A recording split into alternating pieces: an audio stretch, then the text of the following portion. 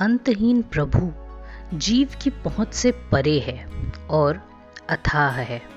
जो मनुष्य उसे स्मरण करता है वह विकारों के जाल से मुक्ति पा लेता है। हे मित्र सुन, नानक प्रार्थना करता है, स्मरण करने वाले गुरमुखों के गुणों का जिक्र हैरान करने वाला है। गुरमुखों की संगति में रहने से मुख उजले होते हैं, अर्थात प्रतिष्ठा बनाती है, क्योंकि साधु जनों के पास रहने से विकारों की सारी मैल मिट जाती है। साधु पुरुषों की संगति में अहंकार दूर होता है और श्रेष्ठ ज्ञान प्रकट होता है। संतों की संगति में प्रभु साथ साथ रहता हुआ लगता है, इसलिए वासना की सारी समाप्ति हो जाती है, अर्थात जीव कुमार्ग पर नहीं लगता। गुरमुखों की संगति में मनुष्य नाम रूपी रत्न प्राप्त कर लेता है और एक प्रभु को मिलने का यत्न करता है। साधु पुरुषों की प्रशंसा कौन मनुष्य व्यक्त कर सकता है, क्योंकि हे नानक, संत जनों की शोभा प्रभु की सेवा के बराबर हो जाती है। गुरमुखों की संगति में मनुष्य को वह प्रभु मिल जाता है जो शारीरिक इंद्रियों की पहुंच से परे है और मनुष्य सदा प्रसन्न रहता है। संतों की संगति में रहने से कामादिक पांचों विकार काबू में आ जाते हैं, क्योंकि मनुष्य नाम रूपी अमृत का रस चख लेता है। सज्जनों की संगति करने से मनुष्य सबके चरणों की धूली बन जाता है और सबसे मीठे वचन बोलता है। सज्जनों में रहने से मनुष्य का मन किसी ओर नहीं दौड़ता और प्रभु के चरणों में टिकाव प्राप्त कर लेता है।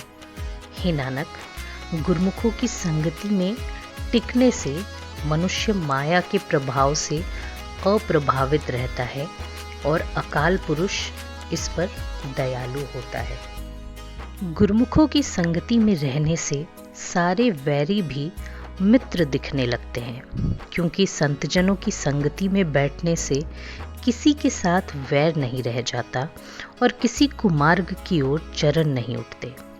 भलों की संगति में कोई मनुष्य बुरा दिखाई नहीं देता, क्योंकि मनुष्य सर्वत्र उच्च सुख के स्वामी प्रभु को ही जानता है। गुरमुख की संगति करने से अहंकार रूपी ताप नहीं रह जाता, क्योंकि सत्संगति में मनुष्य तमाम आपा भाव छोड़ देता है। सज्जन की महानता प्रभु आप ही जानता है, क्योंकि हे नानक, साधु और प्रभु का प्रेम परिपक्व हो जाता है। गुरमुखों की संगति में रहने से मनुष्य का मन कभी नहीं भटकता, क्योंकि सज्जनों की संगति में प्रभु का नाम रूपी अगोचर वस्तु मिल जाती है और मनुष्य कभी शिथिल न होने वाली शक्ति प्राप्त कर लेता है। गुरमुखों की संगति में रहकर मनुष्य उच्च ठिकाने पर रहता है और अकाल पुरुष के चरणों में जुड़ा रहता है। संतों की संगति में रहकर मनुष्य सारे धर्मों को अच्छी तरह समझ लेता है और केवल अकाल पुरुष को सर्वत्र देखता है। संतों की संगति में मनुष्य नाम भंडार प्राप्त कर लेता है। इसलिए हे नानक, कह, मैं सज्जनों पर बलिहारी हूँ। गुरुमुखों की संगति में रहकर मनुष्य अपनी सारी वंशावली विकारों से बचा लेता है और सज्जनों, मित्रों तथा परिवार को पार कर लेता है। संतों की संगति में मनुष्य को वह धन प्राप्त हो जाता है जिस धन के मिलने से हर एक मनुष्य प्रसिद्धि वाला हो जाता है। सज्जनों की संगति में रहने से धर्मराज भी सेवा करता है और देवता भी शोभित करते हैं। गुरमुखों की संगति में पाप दूर हो जाते हैं, क्योंकि उनकी संगति में प्रभु के अमर करने वाले गुण मनुष्य गाते हैं। संतों की संगति में रहकर सब ओर पहुंच हो जाती है। हे नानक, साधुओं की संगति में मनुष्य जन्म का फल मिल जाता है।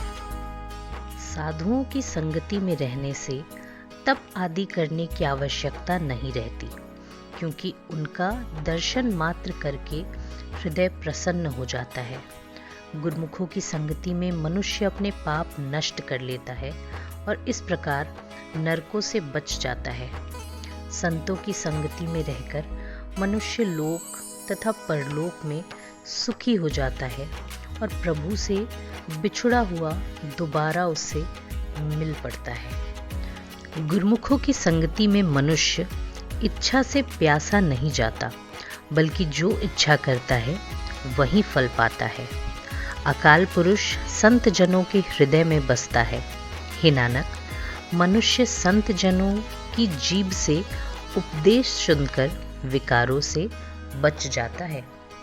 मैं गुरुमुखों की संगति में रहकर प्रभु का नाम सुनूं और प्रभु के गुण गाऊं। संतों की संगति में रहने से प्रभु मन से विस्मृत नहीं होता। संतों की संगति में मनुष्य अवश्य विकारों से बच निकलता है। सज्जनों की संगति में रहने से प्रभु प्यारा लगने लगता है और वह हर एक शरीर में दिखाई देने लगता है। सत्य संगति करने से हम प्रभु का हुक्म मानने वाले हो जाते हैं और हमारी आत्मिक अवस्था सुधर जाती है। संतों की संगति में सारे रोग मिट जाते हैं। हे नानक, बड़े भाग्यों से संत जन मिलते हैं। संत की महानता वेद भी नहीं जानते। वे तो जितना सुनते हैं उतना ही व्यक्त करते हैं, पर संत की महिमा कथन से परे है। संत की समानता तीनों गुणों से परे है। साधु की समानता उस प्रभु से हो सकती है जो सर्वत्र व्यापक है। साधु की शोभा का अंदाजा नहीं लग सकता, सदा इसे अभेद ही कहा जा सकता है। साधु की शोभा सबकी शोभा से ऊंची है और महान है।